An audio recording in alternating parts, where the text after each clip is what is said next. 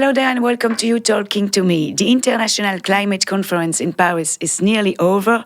More than 190 climate negotiators are still working to adopt a text on Friday, but a lot of points are still blocking, such as the financing and also the progress made by different countries, especially considering the countries, the developing countries and the richer countries. We're going to discuss these points with my two guests today. Pieter Cleppe, you head of Open Europe, think tank Open Europe from Brussels. Hello. Hello. And Roland Joebstl, you policy expert on climate and energy from the European Environmental Bureau. That's correct, yes. Thank you. Hello and welcome, both of you. So, in the climate agreement, everyone wants national contribution to be revised, but who, when, and how this could be made, that's still the big question.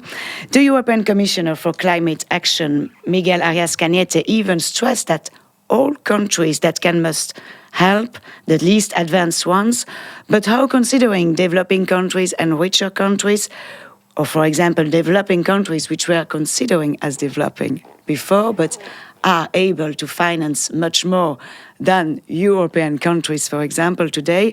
So, Mr. Joebstl, so, for example, should Qatar invest more than Greece?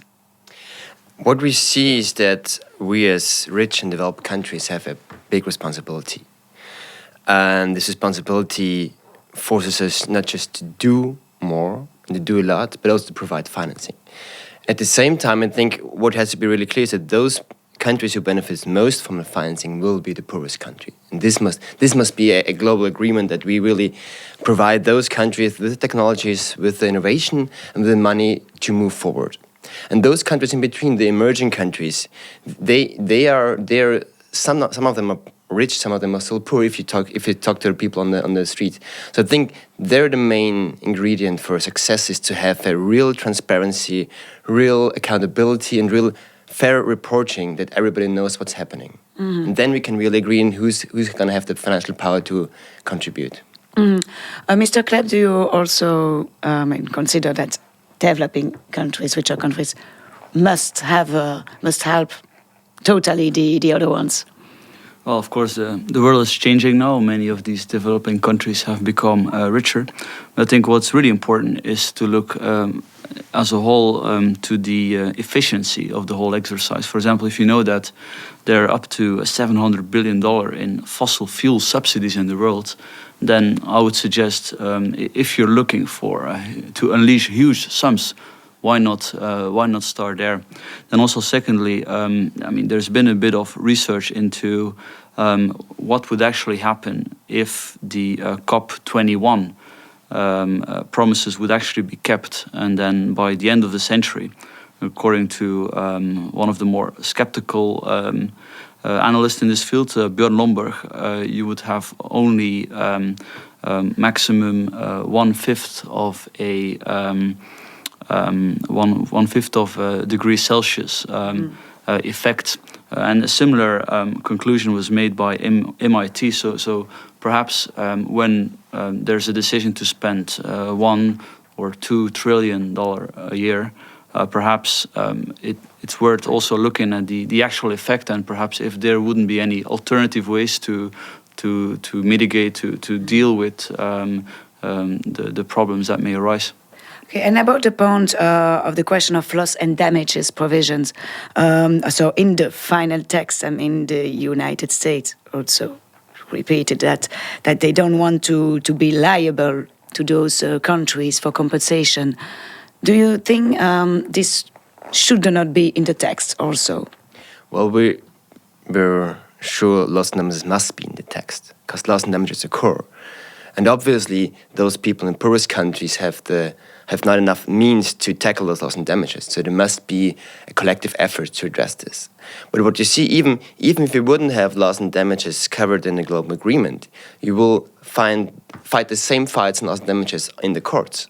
So I think the global agreement in Paris will be actually a step forward, making it easier to have a harmonized approach to loss and damages across the globe, instead of fighting these single battles one by one in court. So I think loss and damages must be a clear part of the agreement in Paris.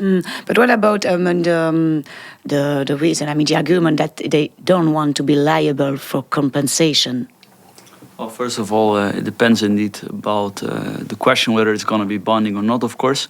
But in general, I think I would warn against having too many of these kind of mechanisms, because what we've seen, for example, in Europe with the ETS system, which was well intended, which was actually, the idea was a market system to allow people who pollute to actually buy rights to pollute from people who can cut their emissions more efficiently. So in theory, it's a great idea. In practice, the way it was implemented, we've ended up in a situation where big companies like Mittal were sort of almost blackmailing governments, saying, look, if you don't give us like more emission rights, we will leave your country. So this whole system, which was well intended, ended up into rewarding the polluters. And I'm afraid that the more we go to this kind of system, which look great on paper, the more we may face these risks instead of just keeping it simple. So related to the financing, the European Commission will fund up the Climate Green Fund up to 2 billion euros until 2020, France more than 5 billion euros, and Poland will provide 8 million until 2020 for climate finance and for the Green Fund. So that's not big enough for certain people. So related to this, we have one recorded question from Joachim from Polskie Radio. He's a Euranet Plus member. We listen. We all know that Poland is dependent on coal. 85% of its electricity comes from coal. Switching to green energy in the next 10-15 years isn't very realistic. Building a nuclear power plant is out of the question nowadays. In practical terms, how can Poland move into the direction of low-emission economy? So practically, we know that the Polish government has made some effort compared to the previous one, but practically, how can Poland I think finance? we're all aware that Poland is very much involved in coal.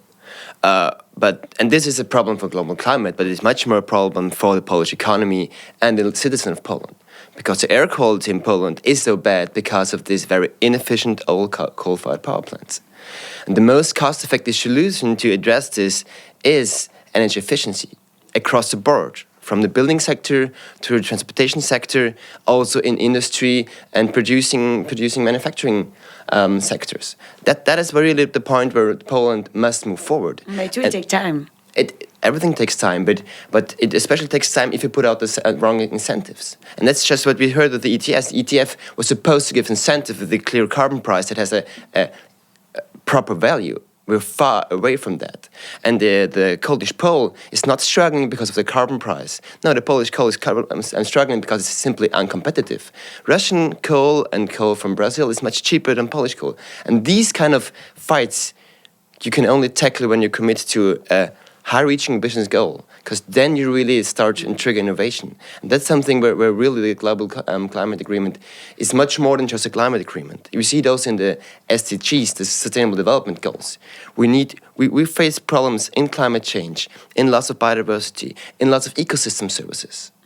And all together can be reached with the efficient use of our resources, with the subtraction of fossil fuel subsidies. That's what we really have to move forward. Mr. Cleppe, for Poland, do you have a practical issue how to low emissions economy? Well, it's actually interesting because what is not so well known is that one of the godmothers of climate change is Margaret Thatcher. The way she tried to take on the British coal trade unions was to sort of push the climate change story a bit forward, hoping that this may, in the end, benefit nuclear energy. Now, indeed, nuclear is not perfect.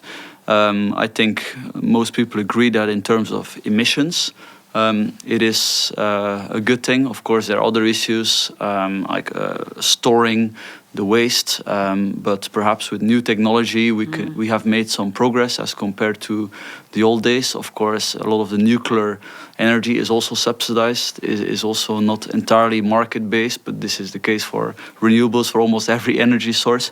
I don't think I agree with the journalists that it's not possible in Poland to have nuclear, because in 2014 in the fall they actually decided to have a nuclear plant. And this is not only important for cutting emissions, but also geostrategically against to be more independent from Russia. It may be a good idea for Poland. So it may be part of the mix, but of course the condition is that all the externalities are provided for, that the polluter pays, of course. Yes, last one, then we move on the binding. The question will be whether anybody can afford nuclear, especially if you include all the external costs. And storage is unclear, and you'll never find a company insuring nuclear. So I think, from a pure market perspective, nuclear that's the barrier nuclear is facing, and we're sure that especially with energy efficiency, we have much more impacts also on the labor market. These are local jobs created, in comparison to jobs that create for maybe Chinese or French workers with the. Okay, coming back to the exact text to be adopted Friday between the binding and the non-binding targets. So the national contribution would be non-binding, but even if the targets to reduce gas pollution are not binding, there will be a review process. Normally it should be every 5 years, first 5 years, and this will be monitored by the United Nations. But related to the transparency issue, we have Artyoms, our Latvian partner, on the phone. Hello, Artyoms. Hello, everyone. I have a question. What do you think that transparency, this whole issue about transparency, which means that countries would be obliged to report on whether they achieve or not their national goals, would put a kind of pressure on them to act, or will it not? Mr. Cleppe, this transparency could be replaced as a trade sanction, or that it doesn't include trade sanction, of course. I mean, I think transparency is always a good idea, of course. So if a country commits to something in an international treaty, why not make it even more transparent, I would say. Of course, we have to be careful that the targets in the first place are realistic. I know that the EU targets for renewables, for example, for Britain, have not been realistic. And unlike what the Commission has been saying, in the end, Britain will not make these targets. So of course that's the precondition, but in itself, if a country commits to a certain promise internationally, sure, it has to be known to the citizens. Mr. Joebstl, name and shame could work? Name and shame does work. But name and shame obviously works, especially for the successful economies. And the only reason why UK didn't, or is probably not reaching a 2020 renewables target, is because they slashed all the subsidies in place for renewables. I mean, that was a political decision. This was not a decision that the markets are pushing for. This was not a decision that anybody with a clear commitment to climate change would do. It was a political decision, and that's what you end up with. And I think concerning the transparency, we need to know where we're heading, because also that gives the industry the long-term perspective, because they need to know in which technologies to invest. And that's really, it's not going to be a race to the bottom between who's going to do less. It's going to be a race to the top, who will have the most innovative and most successful economies. And that's what we're hoping for from Paris. So we have a last question, a comment on Facebook. It's a bit different that we were talking about, but to finalize our program. So Sven wrote on Facebook, what is the good level to impact global warming, the national or the local level, in countries such as France or the United States? Mr. Cleppe? Well, if the question is about how to act, how to act and what level, I would say in general, I'm quite a fan of decentralized decision making. Even if the effects may be global, I think it's typically more effective to put the responsibility at the most decentralized level possible, because what you see is the more you centralize it, the more difficult it will be to control it, to correct the direction the decisions are being taken. So we're here talking about international big agreements. So do you think the action always happens on the ground? there's no way the investments are taken at the highest decision level. But the direction and where we're aiming for, that we need to have a scientific-based sound level of limiting climate change, 1.5 degrees, as now also Canada has been embracing. That's a decision we have to make all together. The actions and investments, they should be based on market-based actors. They should have a fair level playing field. They should have non-distorting subsidies for nuclear or coal. Then they can act, but the decision, the direction must be taken on the highest level. Thanks both of you for coming, and see you next time. Bye.